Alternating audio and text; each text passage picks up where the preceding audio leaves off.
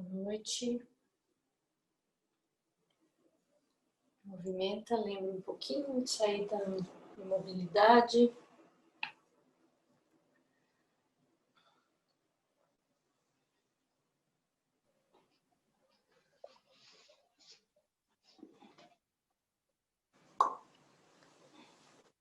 Vamos seguir nossa leitura, apreciando a experiência, né, do Zen Peacemaker.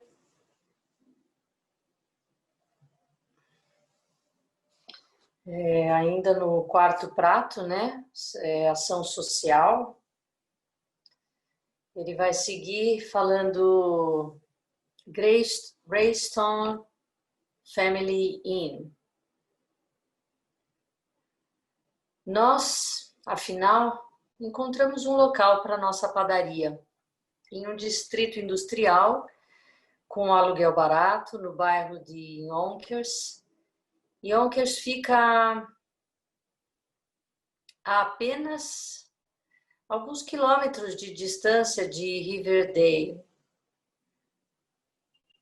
Mas é um mundo completamente diferente. Localizado a apenas 40 minutos de trem de Nova York, o centro de Yonkers, não sei se é assim que fala, Yonkers,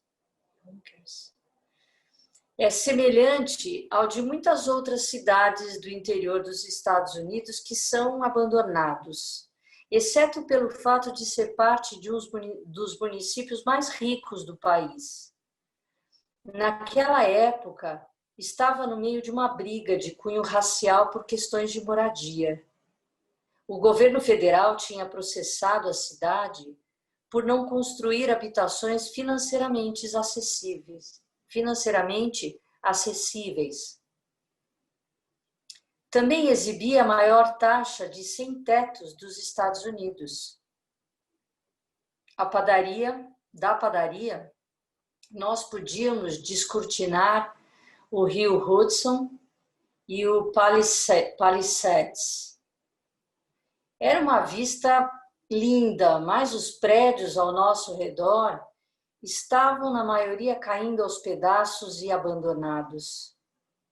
À medida que a padaria cresceu, nós decidimos que era hora de começar a fazer uma transição, deixando de usar a padaria apenas para nos sustentar, mas também para ajudar outros. Era hora de chamar convidados para a ceia. Uma refeição por mês. Bem, naquela época, nós recebemos uma carta de um restaurante público de Yonkers, dirigido para a Sharing Community, dizendo que eles vinham servindo mais ou menos 300 a 400 refeições como almoço e que seu dinheiro tinha terminado. Era o momento perfeito. Nós nos oferecemos para preparar uma refeição por mês. Isso significava que tínhamos que encontrar o dinheiro, comprar a comida e preparar uma refeição para 300 ou 400 pessoas. Nós também começamos a doar pães e doces, incluindo alguns dos nossos experimentos mais criativos, ao restaurante público.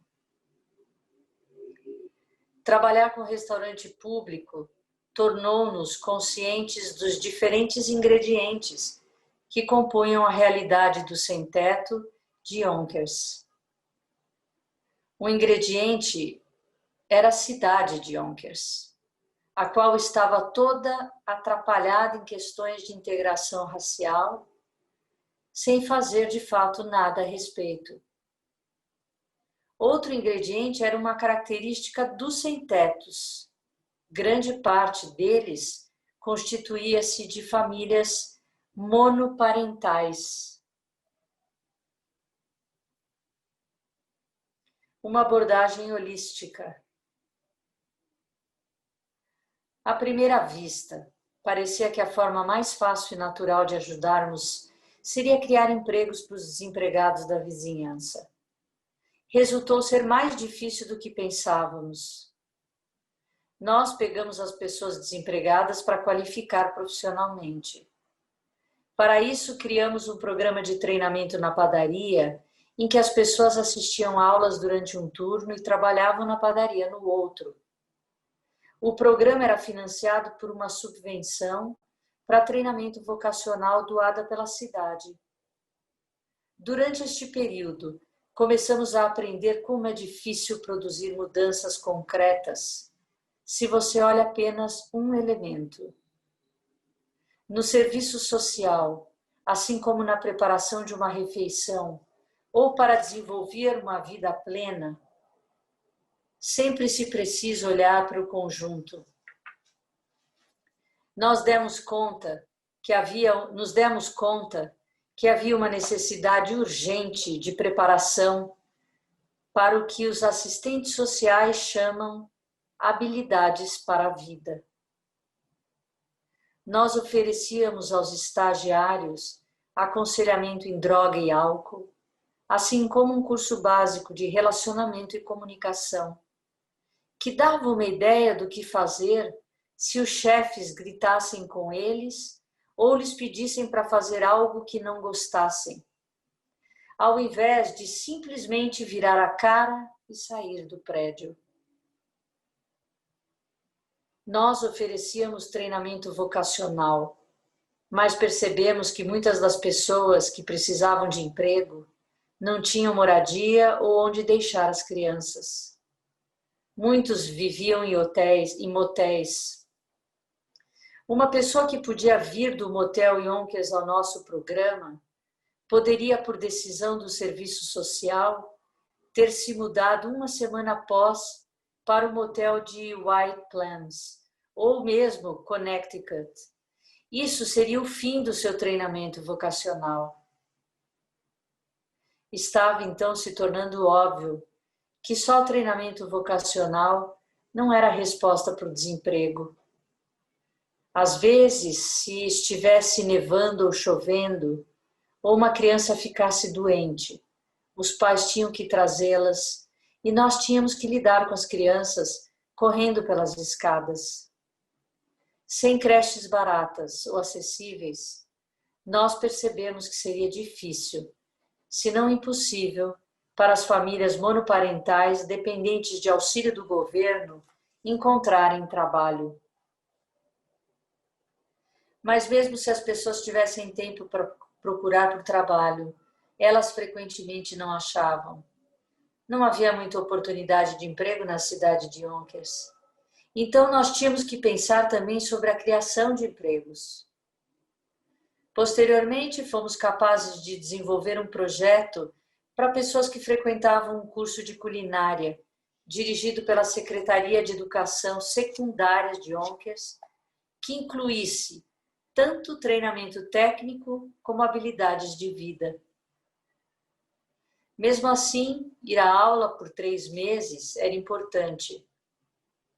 As pessoas aprendiam o valor do trabalho, o que significava comparecer no horário e que recursos estavam disponíveis se seus filhos ficassem doentes. No fim, parecia óbvio que não havia uma solução para o problema do sem-teto e dos desempregados. Nossa abordagem tinha que incluir moradia, creches, treinamento para o emprego, aconselhamento e a criação de empregos, tudo isso de uma só vez. Trabalhando com a burocracia. Burocracias tendem a ter regras e regulamentos escritos. Então, a primeira coisa a fazer é descobrir as regras básicas. Não importa se você gosta delas ou não. É que se você quer trabalhar com a burocracia, por exemplo, o Departamento Estatal de Habitação, você precisa seguir suas regras.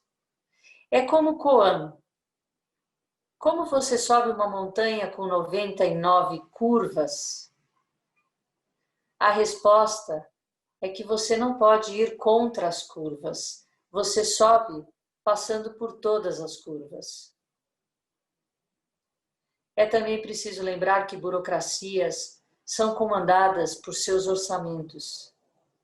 Você e eles podem ambos ver a necessidade de mais dinheiro para financiar o projeto, mas orçamentos, assim como regras, são como rochas na água.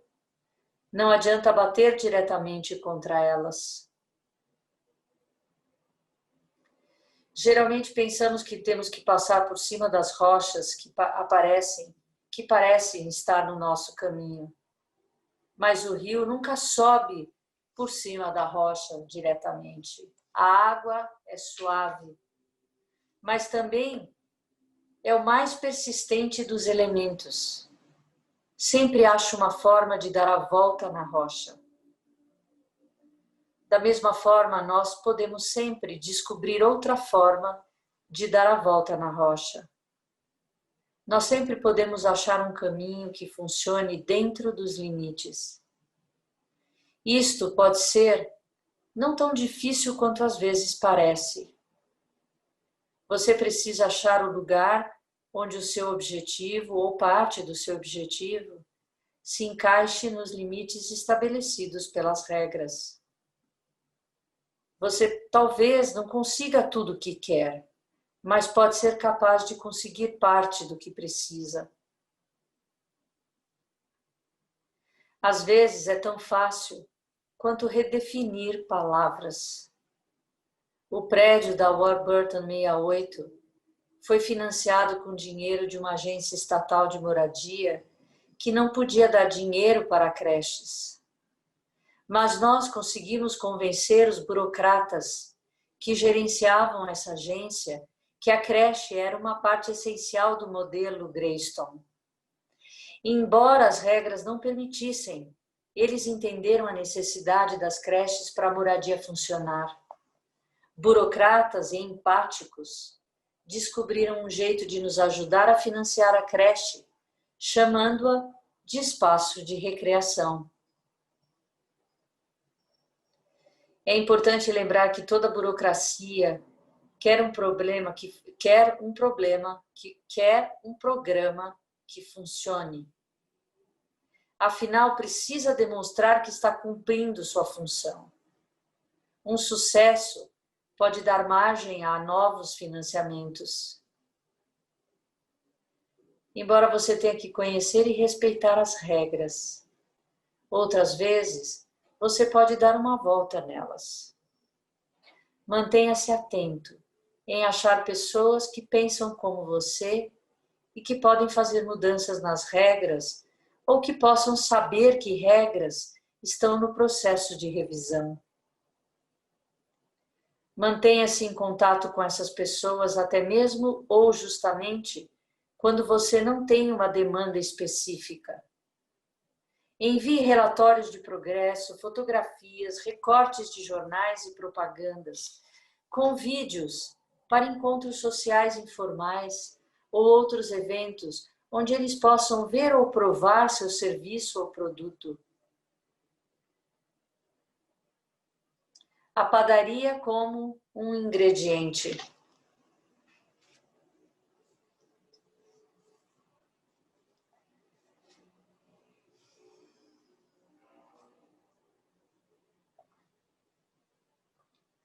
A própria padaria ficou sendo um ingrediente importante.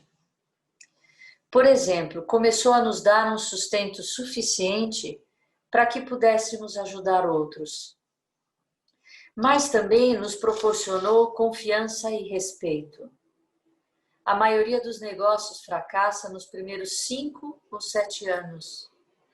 Mas as pessoas sabiam que já tínhamos durado um bom tempo no mundo dos negócios. Eles lembravam que tínhamos trabalhado com empresas bem conhecidas, firmas como os Bloomingdale ou a chocolataria Godiva. Portanto, quando as pessoas viram o que tínhamos feito, elas perceberam que podiam confiar no nosso trabalho e nos auxiliar a conseguir mais doações para que pudéssemos crescer. Elas podiam confiar na nossa capacidade de fazer o que pretendíamos.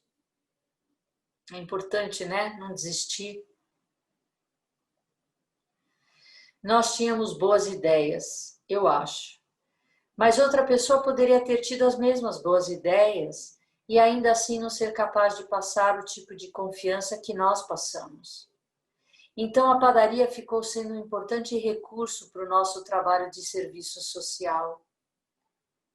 Funcionou da mesma forma quando eu comecei a trabalhar com outros grupos comunitários. As pessoas conheciam a padaria e tinham provado nossos bolos. Quando eu fui falar com grupos afro-americanos, por exemplo, eu sempre era apresentado como o Bernie, o cara que faz todos aqueles bolos. Então, podíamos falar de política, estratégias para moradias e assim por diante. Mesmo sendo branco, eu era mais aceito em função de meu papel na padaria, que todos amavam. E então, podíamos nos abrir. Isso aconteceu várias vezes. Tudo isso, e mais, é claro, ficou sendo parte dos ingredientes da refeição que começamos a criar, a qual tomou a forma do nosso primeiro prédio para os sem-tetos. Logo nos ficou claro que a abordagem costumeira para cuidar dos sem-tetos, que consistia em abrigá-los em motéis que custavam muito, não estava funcionando e de fato não poderia funcionar. Dado que os motéis poderiam ganhar mais dinheiro nos fins de semana alugando os quartos a prostitutas e seus clientes, eles frequentemente botavam para fora as famílias dos sem-tetos nas sextas-feiras. As mães ou os pais não sabiam onde estariam quando as crianças voltavam da escola. E as crianças cujos pais não estavam lá para recebê-las depois da escola seriam levadas para o juizado de menores e frequentemente nunca retornavam. Em consequência, os pais mantinham as crianças fora da escola. Mães ou pais solteiros não podiam alugar apartamentos sem dinheiro e não poderiam ter dinheiro sem emprego e não poderiam conseguir emprego sem treinamento e não poderiam conseguir treinamento sem creches. Em função deste ciclo que se mantinha a si próprio, não era surpreendente que tantos se entregavam ao desespero e às drogas. Eu vou parar aqui.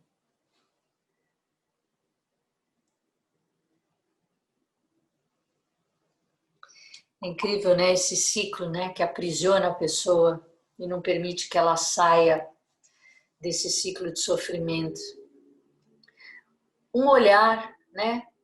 Uma empatia verdadeira de realmente entender a vida ou o sofrimento das pessoas. Aqui ele está falando do sem-teto, né? Das pessoas de rua, mas a gente pode falar do sofrimento das pessoas que a gente convive, encontra, nós mesmos, né?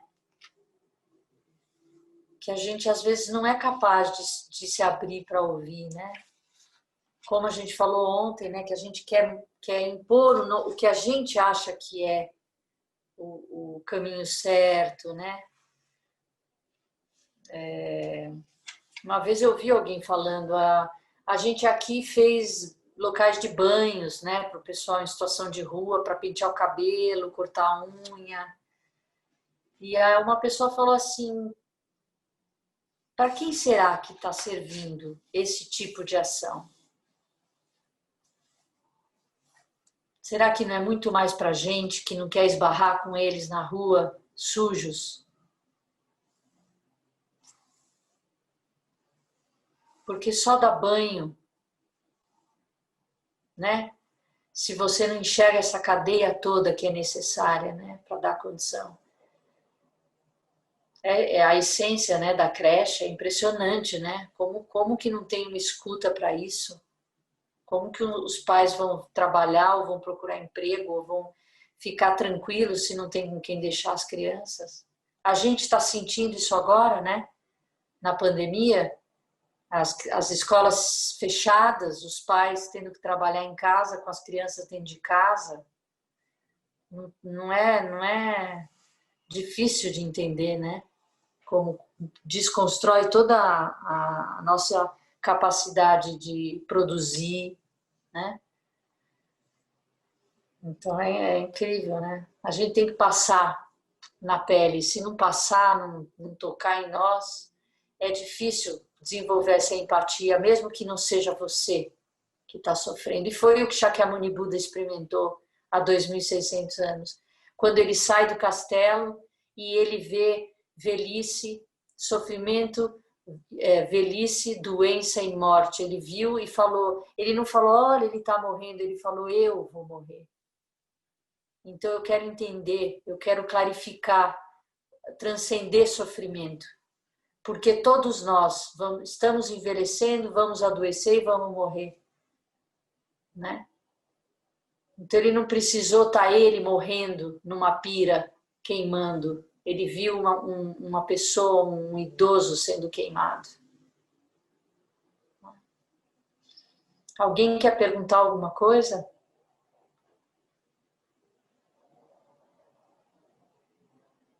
Flor? Tudo bom?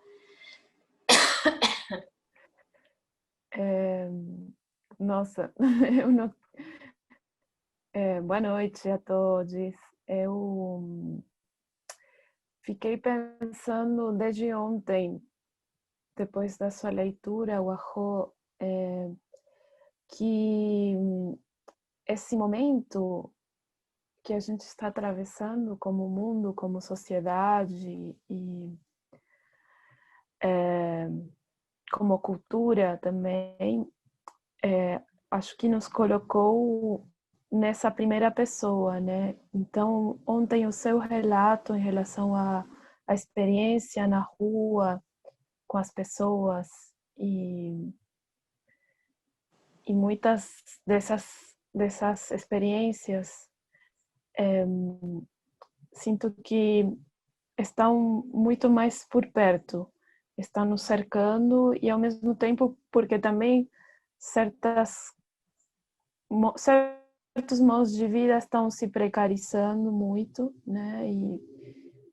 E essas experiências estão nos cercando muito mais, porque agora não há muitas coisas certas, né? Ou a gente está atravessando uma incerteza para onde que as nossas atividades, nossas vidas, as coisas que a gente fazia, né? Como elas estão se transformando e qual é o curso que essas coisas vão tomar, né?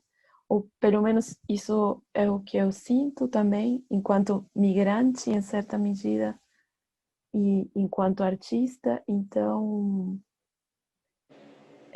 e também você acabou de falar isso, né? Do quanto que essa empatia, né? Também saber que a gente é isso, né? Que a gente é o outro. Muitas vezes, além de a gente fazer o exercício de ouvir o outro no outro, também a gente é esse outro. E como a gente faz também para, sim, para empatizar com isso e para também ouvir o que a gente está atravessando, né? Enquanto comunidade, enquanto sangha, enquanto pessoas também, né? Para fazer essa transformação, né, da melhor maneira possível, né? É isso. Muito Obrigada. obrigada. Não tem separação eu e o outro, né? Mas você realizar isso e não só ter uma intelectualização sobre isso é uma grande mudança, né, no coração.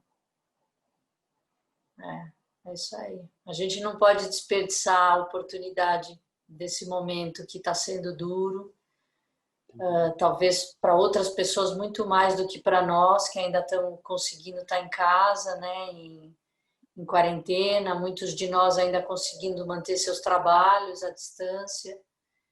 E então realmente a gente tem que fazer uma diferença nesse momento. E eu acho que o nosso desafio está sendo esse, entender que causas e condições a gente está vivendo hoje, né? E que de alguma forma nos responsabiliza também, né? A gente deixou chegar nesse ponto, né? Como sociedade, como humanidade, né? Então eu muitas vezes eu penso nisso, sabe? Que a gente de alguma forma não percebeu alguma coisa. Então o que que a gente pode abrir o olho e falar o que que eu não percebi, para onde eu quero ir e começar a trabalhar realmente nessa direção, né? No pequeno, eu tenho certeza que é nas relações nucleares, sabe? Acho que a gente tem que se reconectar no braço, no tato, sabe? Tudo bem que agora não podemos o tato, né? Mas é no sentido de cuidar de quem está perto, sabe? Está sendo muito importante a sanga por isso, eu sinto. É isso aí. Obrigada. Mais alguém? Oi, posso fazer um comentário breve?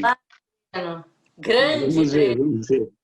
vamos ver. Vamos ver. Então, esse texto é muito legal, muito importante. Mexeu muito comigo, com a minha história mesmo. Teve uma conexão muito importante. É assim, para ser bem breve, para não complicar aí. Lá atrás, logo após o AI-5, né, com os jovens, maioria jovens, moças, garotos e garotas, e eu fazia parte, né, desse pessoal, principalmente o pessoal que nós chamávamos da pesada, né, que foi para a luta. Tá? Então, havia uma discussão nesse sentido muito recorrente, acaloradas mesmo, entre o pequeno, que você acabou de citar, né? E a transformação grande, né? Entre a caridade, entre a assistência social e a transformação social. Então, havia muitos, infelizmente, muitos tinham uma visão, um posicionamento assim, binário mesmo, né? Que não podia fazer caridade, que a caridade nós estaríamos mantendo esse sistema de exploração, de iniquidade, né? Esse capitalismo doentio, né? Selvagem. E até hoje eu acho que há alguns segmentos que pensam assim, de forma dicotômica, né? De forma ou é um é outro, né? Maniqueisticamente, um maniqueísmo. E aí, muito se falou na época, eu era um deles, essa relação entre o particular e o universal, né? Que no particular nós encontramos elementos do universal e vice-versa. No universal temos o particular lá. O que eu quero dizer com isso? Que a caridade pode estar presente já no seu bojo, a transformação.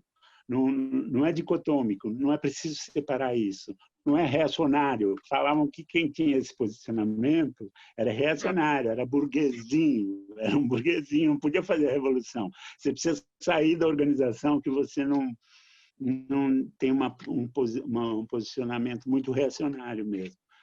Então, essa coisa do macro e do micro, né?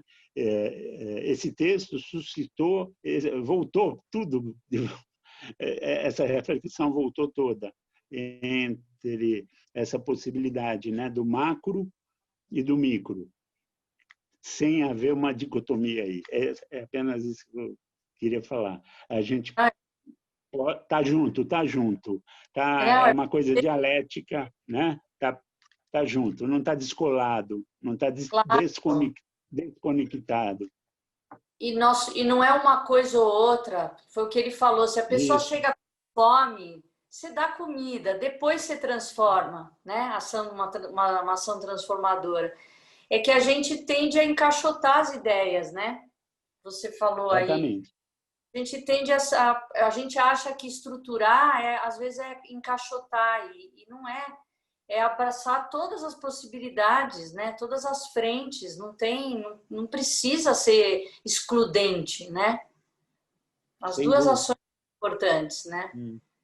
Isso aí. Vira um dogma, né? Uma coisa dogmática, assim. Eu acho que eternamente a gente vai estar nesse... Enquanto a gente não abrir a mente, sabe? De um jeito libertário mesmo, sabe? De falar. Não precisa ter um jeito certo. Somos milhares de pessoas, somos diferentes uns dos outros. Para cada um de nós vai ter uma forma. E nós somos múltiplos. Como a Flor falou, nós não somos separados. Eu sou você, você é eu, nesse sentido absoluto. Você falou do relativo e do absoluto. Você usou um outro termo, mas você estava trazendo essa mesma ideia, né? É isso aí. Falar para não esquecer. Lembrar sempre, né? Isso mesmo. Muito Obrigado. bem. Mais alguém? Eu mandei uma mensagem no grupo da Sangha hoje. Existe um convite para a Sangha assistir uma performance de 2 praticantes do Vila Zen, que é um mosteiro que nós estamos construindo em Porto Alegre. É Sangha, são irmãos do Dharma, a mesma Sangha. E eles são drag queen. Então, eles vão fazer uma performance agora, começou às 8 horas. Eles convidaram a nossa Sangha para participar pelo Zoom.